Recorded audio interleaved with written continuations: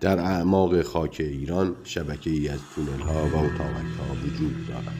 اینها مقبره‌های باستانی یا شهرهای فراموش شده نیستند، بلکه تأسیسات پیشرفته‌ای هستند که برنامه‌های سری و نظامی ایران را در خود جای دادند. این تعهد به پروژه‌های دفاعی زیرزمینی چیز تازه‌ای نیست. هزاران سال پیش پادشاهان هخامنشی پارسی نیز نشان خود را در اعماق زمین حک کردند. از سیستم‌های پیچیده مدیریت آب گرفته تا اتاق‌های مخفی، آنها نیز ارزش استراتژیک زیر زمین را درک می‌کردند. این ویدیو به بررسی شباهت‌های جذاب و تفاوت‌های آشکار بین این دو دور از نبوغ زیرزمینی می‌پردازد. این داستان دو تمدن است که با زمان از هم جدا شدند، اما همچنان در آغوش امن این سرزمین متحد ماندند. شهرهای تسلیحاتی زیرزمینی مدرن ایران گواهی بر استراتژی نظامی مدرن آن است. در این حال بقایای نبوغ هخامنشیان مانند قنات‌ها داستان‌های تمدنی را زنده می‌کنند که در یکی از سخت‌ترین آب و هواهای روی زمین رشد کرده است. این قلمروهای زیرزمینی هرچند قرنها از هم فاصله دارند، گواهی بر انگیزه مداوم انسان برای امنیت، بقا و مزیت استراتژیک هستند.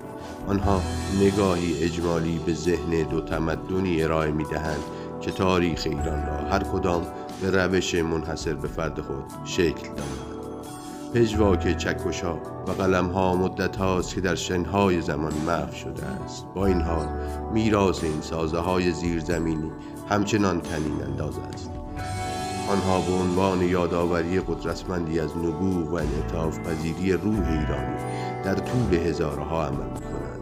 از قنات‌های باستانی که داستان‌های بقا را زنده می‌کردند تا سیلوهای موشکی مدرن که از بازدارندگی سخن می‌گویند. خود زمین همیشه شریک خاموش داستان ایرانیان بوده است.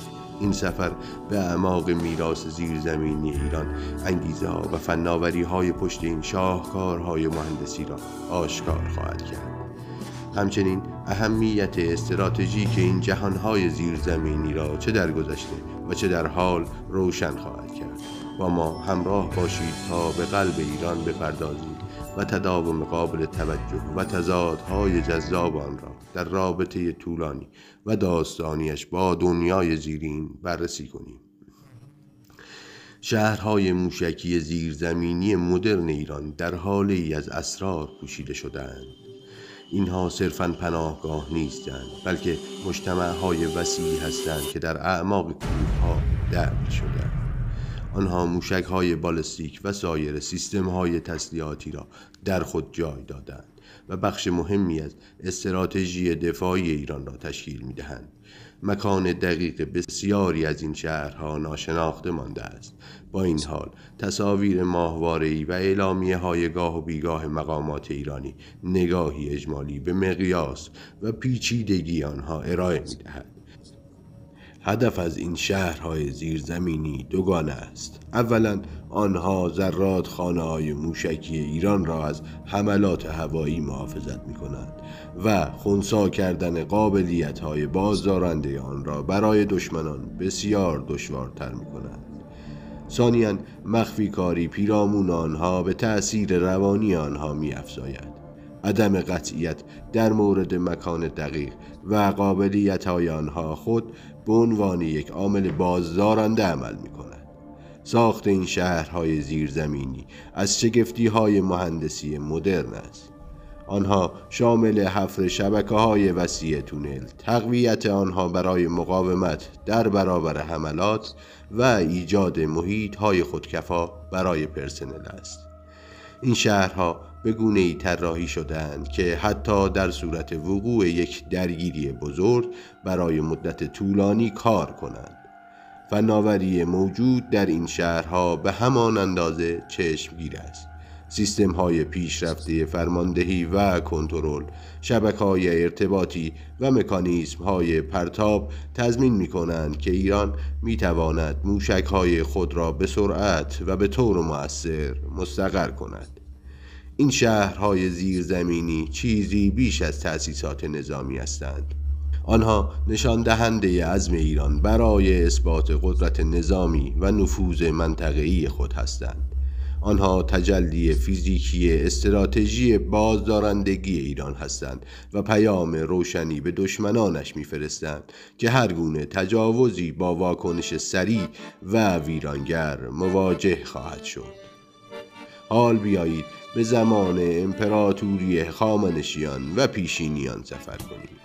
این امپراتوری پهناور که از دره سند تا مصر امتداد داشت همواره با چالش‌های خاص خود روبرو بوده است.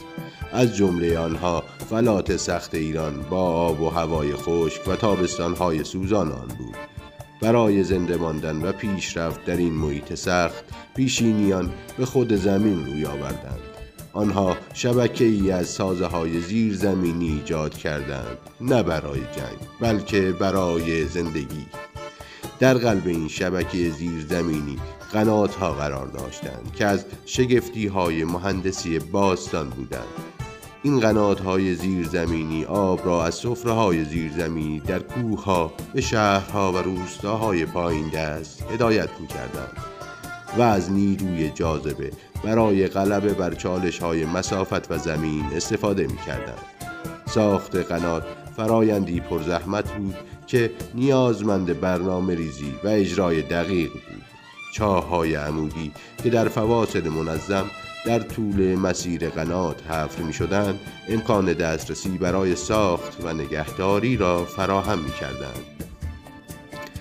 اما پیشینیان به مدیریت آب بسنده نکردند. آنها همچنین اتاق‌ها و تونل‌های زیرزمینی را برای اهداف مختلف ایجاد کردند.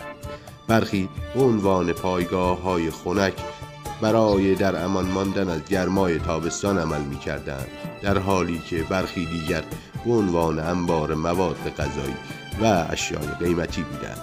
در زمان جنگ این فضاهای زیرزمینی می توانستند پناهگاهی در برابر مهاجمان باشند. این سازه‌ها در حالی که در مقایسه با شهرهای موشکی مدرن ساده به نظر می رسند، از نبوغ کمتری برخوردار نبودند. آنها درک عمیق هخامنشیان را از محیط خود و توانایی آنها در سازگاری با چالش‌های آن نشان می دهند. قنات‌ها به ویژه گواهی بر رویکرد پایدار آنها به مدیریت منابع هستند.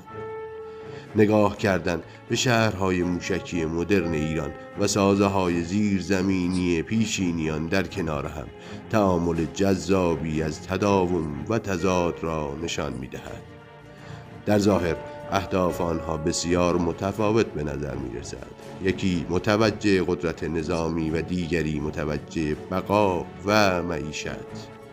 با این حال هر دو منعکس کننده درک عمیقی از مزایای استراتژی که ارائه شده توسط قلمرو زیرزمینی هستند. پیشینیان که با محیطی سخت و تهدیدات دائمی تهاجم روبرو بودند، با حفر زمین امنیت و پایداری پیدا کردند. سازه‌های زیرزمینی آنها برای نمایش قدرت نبود، بلکه برای حفظ جان و تضمین تداوم تمدن آنها بود. از سوی دیگر شهرهای موشکی زیرزمینی مدرن پاسخی مستقیم به واقعیت‌های ژئوپلیتیکی قرن 21 هستند. آنها نشان می‌دهند تلاش ایران برای قدرت منطقه‌ای و ازمان برای جلوگیری از تهدیدهای خارجی در درجه اول از سوی ایالات متحده و اسرائیل است. سازه‌های زیرزمینی ایران که هزارها را در بر می‌گیرند، لنز منحصر به فردی برای مشاهده تاریخ آن ارائه می‌دهند. آنها به عنوان گواهی بر تلاش مداوم انسان برای امنیت، نوآوری و سازگاری هستند. در حالی که انگیزه‌ها و فناوری‌ها ممکن است تکامل یافته باشند، اصل اساسی آنها یکسان باقی مانده است. مهار آغوش زمین برای مزیت استراتژیک همچنان نقش مهمی در شکل دادن به سرنوشت این سرزمین باستانی ایفا می‌کند.